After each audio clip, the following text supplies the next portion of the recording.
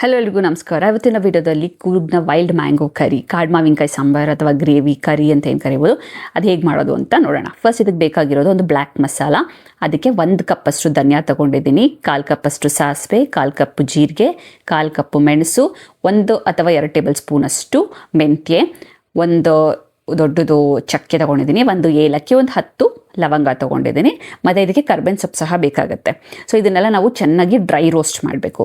So ಪ್ರತಿಯೊಂದು ಐಟಮ್ಸ್ನ ನಾವು medium to low ಫ್ಲೇಮಲ್ಲೇ ರೋಸ್ಟ್ ಮಾಡಬೇಕು.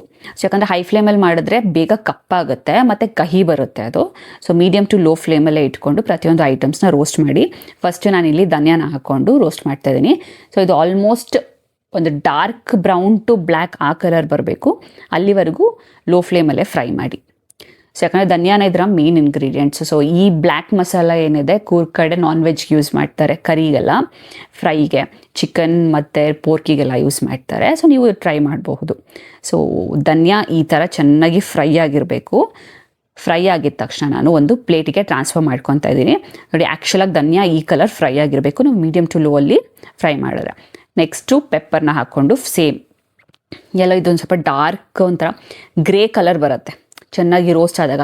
ಎಲ್ಲನೂ ಒಂದು 2-3 ನಿಮಿಷದವರೆಗೂ ಚೆನ್ನಾಗಿ ಫ್ರೈ ಆಗಬೇಕು. ಈ ಸ್ವಲ್ಪ ಕಾಲು ಗ್ಲಾಸ್ ಏನು ತೊಗೊಂಡಿದ್ದೀನಿ ಆ ಐಟಮ್ಸ್ನೆಲ್ಲ ಚೆನ್ನಾಗಿ ಅದು ಸಿಡಿಯೋಕ್ಕೆ ಶುರು ಆದಾಗ ಪೆಪ್ಪರ್ನು ಸಹ ನಾನು ಹಾಕ್ಕೊತಾ ಇದ್ದೀನಿ ಇನ್ನೊಂದು ಪ್ಲೇಟಿಗೆ.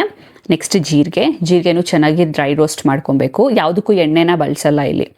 ಸಾಸಿವೆ ಹಾಕ್ಕೊತಾ ಇದ್ದೀನಿ. ಈಗ ಸೇಮ್ 1/4 ಗ್ಲಾಸ್ ಸಾಸಿವೆ ಏನು ತೊಗೊಂಡಿದ್ವಿ ಅದನ್ನು ಚೆನ್ನಾಗಿ ಲೋ ಫ್ಲೇಮಲ್ಲಿ ರೋಸ್ಟ್ ಮಾಡಿ ಚೆನ್ನಾಗಿ ಸಿಡಿಯೋಕ್ಕೆ ಶುರು ಆಗುತ್ತೆ ಮತ್ತು ಲೈಟ್ ಗ್ರೇ ಆಗೋಕ್ಕೆ ಶುರು ಆಗುತ್ತೆ ಸಾಸಿವೆ. ಆವಾಗ ಇದನ್ನು ಪ್ಲೇಟಿಗೆ ಟ್ರಾನ್ಸ್ಫರ್ ಮಾಡ್ಕೊತಾ ಇದ್ದೀನಿ. ಇವಾಗ ನೆಕ್ಸ್ಟ್ ಮೆಂತ್ಯನೂ ಸಹ ಸೇಮ್ ಡ್ರೈ ರೋಸ್ಟ್, ಎಲ್ಲನೂ ವಿತೌಟ್ ಆಯಿಲೇ ರೋಸ್ಟ್ ಮಾಡ್ಕೊಬೇಕು. ಸೊ ಅದೇ ಇದರದ ಫ್ಲೇವರ್ನ ಜಾಸ್ತಿ ಎನ್ಹಾನ್ಸ್ ಮಾಡೋದು.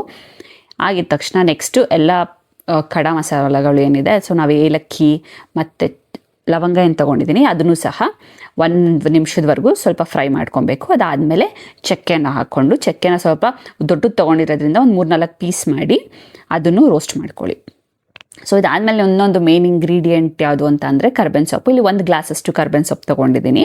1 ಗ್ಲಾಸ್ ಧನಿಯಕ್ಕೆ 1 ಗ್ಲಾಸ್ ಕರ್ಬೇವಿನ ಸೊಪ್ಪು ತೊಗೊಳ್ಳಿ. ನೀವೆಷ್ಟು ಫ್ರೆಶ್ ಆಗಿರೋ ಕರ್ಬೇವಿನ ಸೊಪ್ಪು ತೊಗೊತೀರೋ ಅಷ್ಟು ಟೇಸ್ಟ್ ಚೆನ್ನಾಗಿ ಬರುತ್ತೆ. ಚೆನ್ನಾಗಿ ಫ್ರೈ ಮಾಡಿ, ಇದನ್ನು ವಿತೌಟ್ ಆಯಿಲೇ ಚೆನ್ನಾಗಿ ಅದು ಮುಟ್ಟಿದ್ರೆ ಪುಡಿ ಆಗಬೇಕು. ಆ ಥರ ಕರ್ಬೇವಿನ ಸೊಪ್ಪನ್ನ ಫ್ರೈ ಮಾಡಬೇಕು. ಯಾಕಂದರೆ ಮಾಯಿಶ್ಚರ್ ಕಂಟೆಂಟ್ ಅಂದರೆ ನೀರಿನ ಅಂಶ ಥರ ಏನಾದ್ರು ಇದ್ಬಿಟ್ರೆ ಮಸಾಲೆ ಜಾಸ್ತಿ ದಿವಸ ಇರೋಲ್ಲ. ಇದನ್ನು ನೆಕ್ಸ್ಟು ತಣ್ಣಗಾದ್ಮೇಲೆ ಪೌಡರ್ ಮಾಡ್ಕೊಳ್ಳೋಣ. ನಾನು ಹೇಳಿದಂಥ ಕಾಡು ಮಾವಿನಕಾಯಿ ಇದೇನೆ. ಸೊ ಕೆಲವ್ರು ಏನು ಮಾಡ್ತಾರೆ ಅಂತಂದರೆ ಚಿಪ್ಪೆ ಸಮೇತ ಮಾಡ್ಕೊತಾರೆ, ಕೆಲವರು ವಿತೌಟ್ ಸ್ಕಿನ್ ಮಾಡ್ತಾರೆ. ಇದನ್ನು ನಾನು ಇಲ್ಲಿ ಚಿಪ್ಪೆ ತೆಗ್ದಿದ್ದೀನಿ. ಇದಕ್ಕೆ ನಾನು ಜೀರಿಗೆ ಮತ್ತು ಸ್ವಲ್ಪ ಐಟಮ್ಸ್ನ ಹಾಕಿ ಮ್ಯಾರಿನೇಷನ್ ಥರ ಮಾಡ್ಕೊಬೇಕು.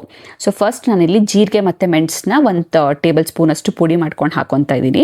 ಇದಕ್ಕೆ ಸ್ವಲ್ಪ ಅರಿಶಿನ ಮತ್ತು ನಿಮಗೆ ಬೇಕಾಗಿರೋಷ್ಟು ಖಾರ ಅದಕ್ಕೆ ಆ್ಯಡ್ ಮಾಡ್ಕೊಬಹುದು. ಮತ್ತು ಇಲ್ಲಿ ನಾನೊಂದು ದೊಡ್ಡ ಈರುಳ್ಳಿ ತೊಗೊಂಡಿದ್ದೀನಿ. ಇದನ್ನು ಫ್ರೈ ಮತ್ತು ಮ್ಯಾರಿನೇಷನ್ ಎರಡಕ್ಕೂ ಹಾಕ್ತಾಯಿದ್ದೀನಿ. ಅಂದರೆ ಇಷ್ಟು ದೊಡ್ಡದಾಗಲಿ ಅಂದರೆ ಮೀಡಿಯಮ್ ಸೈಜ್ ಆನಿಯನ್ ತೊಗೊಂಡ್ರು ಸಾಕಾಗತ್ತೆ. ಇದರಲ್ಲಿ ಸ್ವಲ್ಪ ಆನಿಯನನ್ನು ಮ್ಯಾರಿನೇಷನ್ಗೆ ಹಾಕ್ತಾಯಿದ್ದೀನಿ. ಆಗಲೇ ನಾವು ಫ್ರೈ ಮಾಡಿಟ್ಟಿರ್ತಂಥ ಐಟಮ್ಸ್ನ ಪೌಡರ್ ಮಾಡಿದಾಗ ಈ ಬ್ಲ್ಯಾಕ್ ಮಸಾಲೆ ರೆಡಿ ಆಗುತ್ತೆ. ಸೊ ಇದನ್ನು ನಾನು ಆಲ್ಮೋಸ್ಟ್ 1-2 ಟೇಬಲ್ ಸ್ಪೂನಷ್ಟು ಯೂಸ್ ಮಾಡ್ತೀನಿ.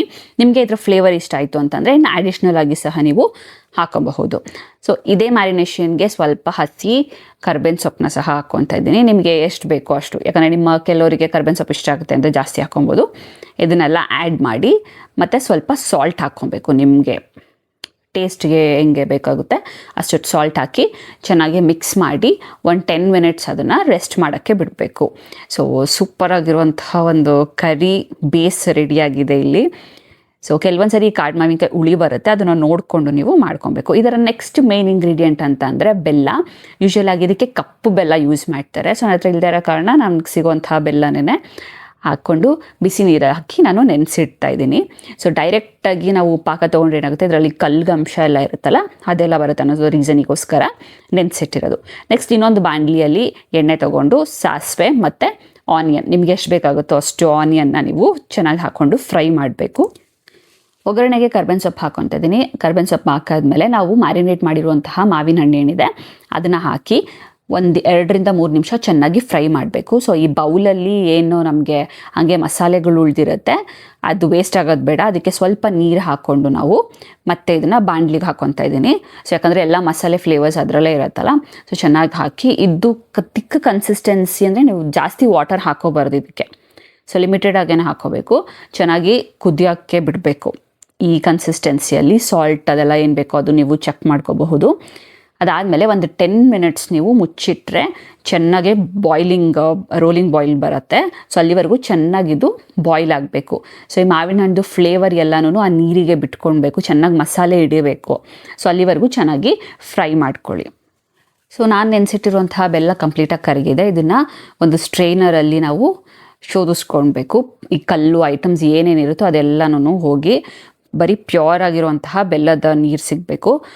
ಸೊ ಒಂದು 2-3 ಸರಿ ಚೆನ್ನಾಗಿ ಇದನ್ನು ಶೋಧಿಸ್ಕೊಳ್ಳಿ. ಕುದೀತಾ ಇರುವಂತಹ ಕರಿಗೆ ನಾನಿಲ್ಲಿ ಆ ಬೆಲ್ಲದ ನೀರನ್ನ ಹಾಕ್ಕೊತಾ ಇದ್ದೀನಿ. ನಿಮಗೆ ಜಾಸ್ತಿ ಸ್ವೀಟ್ನೆಸ್ ಬೇಕು ಅಂತಂದರೆ ಬೆಲ್ಲ ಇನ್ನೂ ಜಾಸ್ತಿ ಹಾಕ್ಕೊಬೇಕು.